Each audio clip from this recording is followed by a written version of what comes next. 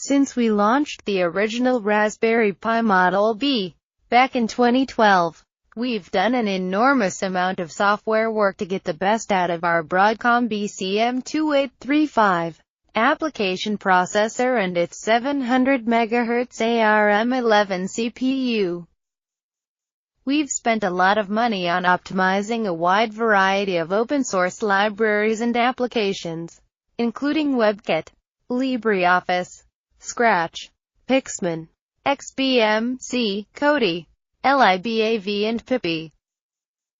At the same time, the Raspbian project, run by Peter Green and Mike Thompson, has provided us with an ARMv6 compatible rebuild of Debian with hardware floating point support, and Gordon, Thelma and Jonathan have spent thousands of hours working on the firmware and board support to make Raspberry Pi the most stable single-board computer in the world. It's worth going back and trying out an old SD card image from 2012 to get an idea of how far we've come. Nonetheless, there comes a point when there's no substitute for more memory and CPU performance.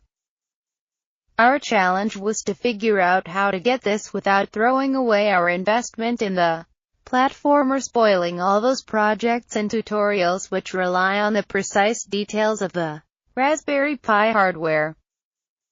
Fortunately for us, Broadcom were willing to step up with a new SoC, BCM2836.